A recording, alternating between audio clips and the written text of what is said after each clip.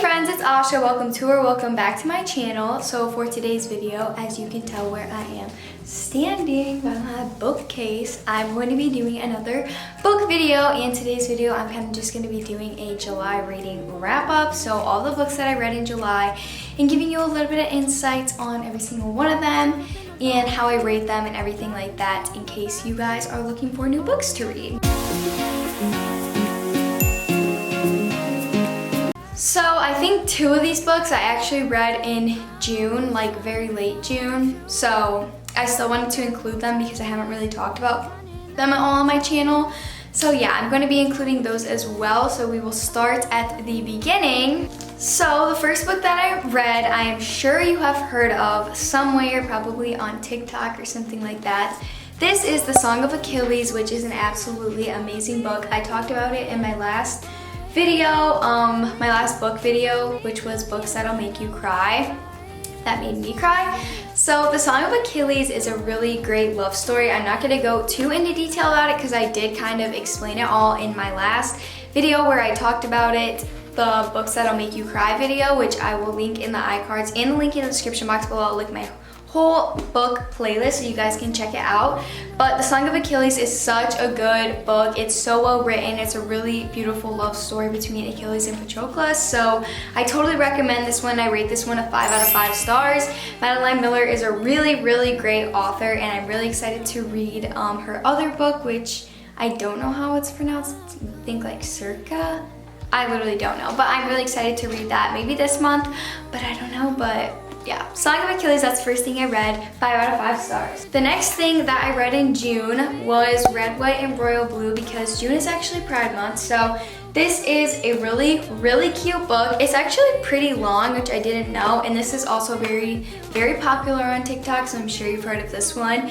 It's just a really fun, like easy to read love story kind of book. It was really good and it didn't take me too long to read.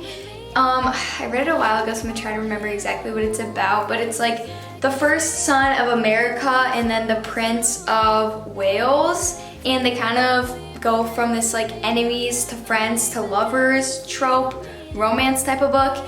And so first up they're like rivals, and then they kind of have to fake a friendship because they made this huge scene at this wedding and everyone's like super confused about it and like trying to make a big deal out of it. So they're like, okay, like let's just fake being friends, and then they kind of start to like each other a little bit, and it kind of just develops from there. It's really good, definitely a little bit steamy. I would rate this one a 4 out of 5 stars just because I do feel like some things in it were a little bit dragged out, whereas they could just be like faster. Like, you know when you're reading a book and sometimes you feel like you're skipping over stuff? That is kind of what it was like for some of this book, but also it was really good, so I wouldn't say that it's like under 4 stars. So I definitely recommend this one too if you're looking for something fun and easy to read. So the next book that I read, which is the first book that I read in July, is The Vanishing Half. You might have heard of this on TikTok. I know some people had to read it for school actually. My friend Grace she loaned this to me because she said it was so good and she had to read it for one of her college classes. So yeah, it's a really, really great book. It touches on topics such as racism and just a lot of other things, but mostly racism. It's just so good. It's about these two girls. They're twin girls, Stella and Desiree, and they live in this town called Mallard. And in Mallard, everyone who lives there is like very light skinned, and they kind of like make it a point that like you're not allowed to have dark skin there. So when Desiree and Stella were little, they kind of decided to run away, and it kind of talks about how they disappeared and what happened when they disappeared. And then Desiree ends up going back, but Stella is living this whole entire separate life pretending to be a white woman, which just, it really makes the book very interesting because you can see all these problems that, you know, each other's go through. And Desiree ends up having a child who is like more dark skinned, and then she brings her back to her hometown and everyone is like making fun of her baby, and it's just really, really crazy, and it is pretty sad, some of the things. So it's a really great book because these two twin sisters, they are living completely separate lives even though they look pretty much the same. So it's crazy, they could have chosen different paths and all this stuff, and the end of it is very interesting.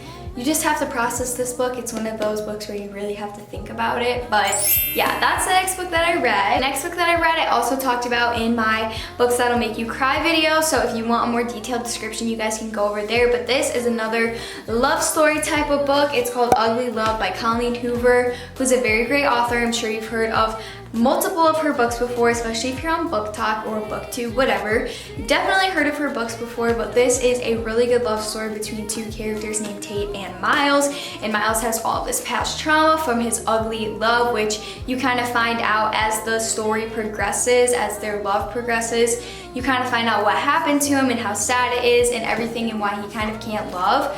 So that's my little description about it, but I love this book and I rated it 5 out of 5 stars on my Goodreads because it was just so amazing in every way, and I read it so quickly because it was just so good. So I definitely recommend this one. If that didn't say enough, 100% recommend this one. It's also very steamy, so I would read it if I was you. The next 5 books that I read this month were the Selection series. So I know some people swear by only reading the first 3 because they think the last 2 suck, which I think the first 3 are definitely better than the last 2, but the last 2 weren't terrible. So if you don't know what the Selection series is basically, I'll go book by book. So the first book is about the selection. So America's Singer gets this letter in the mail that allows her to basically enter herself into the selection, and of course her family wants her to do it because they live in this huge caste system, and it goes all the way down to 8s. 8s are the lowest, I believe, so 8 is like super poor, and then it kind of just goes up each level, where 1 is basically considered royalty and then 2 is just like rich, and they all have different jobs in each caste. So her caste is 5, so kind of almost, well, further from the middle, more closer to poor. So her family doesn't make a lot of money. They're artists and everything like that. And basically, once you're in that caste, so if her caste is 5, they're artists and they're not going to be able to be a teacher because they're in that caste. And it's just kind of how it is. But yeah, so she gets this basically invitation thing in the mail, application to submit herself into the selection, and she doesn't want to do it because she has a boyfriend, lover at home that she loves so much, but he is actually a caste lower than her. He is a 6, so she cannot basically be with him because her mom would not be happy with that, because they basically don't want you to marry a lower caste because then that's going to be like your life forever.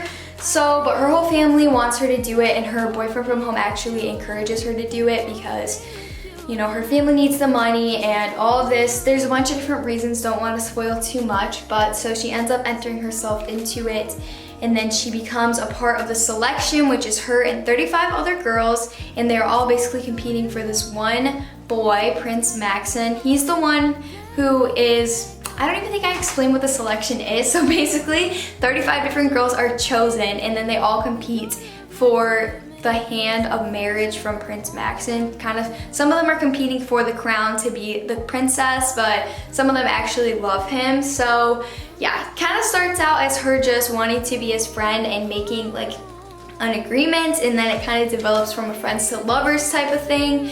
So it's that, and then it's so confusing because she has her love for him back home and he ends up very close to her, and it's just, there's a lot of things, I don't want to spoil it. So that's what the first book basically is, and then the second book is the Elite. So this is narrowed down to the last 6 girls of the selection, so it basically just goes through their stories, everything that happens with them, who Prince Maxon's gonna choose, and all this stuff. And then this one is the one which kind of explains itself, is the one that he actually chooses and what happens and everything like that. Then the heir is, the heir.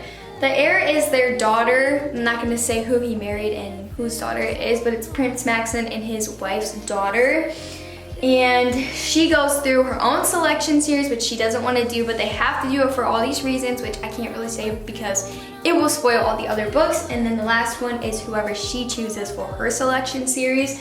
So yeah, the first 3 were definitely the best. I read these so quickly. I think I read all 3 of these in 2 days, so I was reading like a couple books per day because they were so good and I just couldn't stop myself from reading them. I really love them. I do think, however, that the style of writing is a little bit immature just because it is YA, but I still think that these books were really, really good, and I actually have a book club, if you didn't know, on Goodreads, which is called Asha's Book Club. And we are going to be reading the first book of the selection series this month for the book club. So I already read it, but I'm so curious to think what everyone else thinks about it. So we will Zoom at the end of the month to kind of talk about it and everything like that. But I'm so excited for everyone else to read it. And I do totally recommend this one. These first 3 I rated all 5 out of 5 stars. The last 2 I think I did 4 out of 5 because they weren't my favorite, but they weren't awful. So yeah, I really like the selection series. I know so many of you guys were telling me to read it and recommending it, so I'm so glad that I finally did. I just read Ugly Love and then I was like, oh my god, this is gonna suck. I'm totally gonna hate this series, and then I was literally hooked on it. So you need to try it. Trust it. Whatever age you are, even if you don't like YA, definitely try reading it because it was so good. So that is what I read in the month of July and a little bit of what I read in June. So with all that being said, that is going to be it for this video. If you liked it, give it a thumbs up. If you didn't like it, still give it a thumbs up. Subscribe down below and make sure you comment any more book video ideas that you want me to do, or if you read any of these books, or comment what you read in July and what is on your to be read list for August. And make sure you join the book club if you want to. So thank you guys so much for watching. I love you so much, and I will see you next time. Bye guys. Only seconds till I get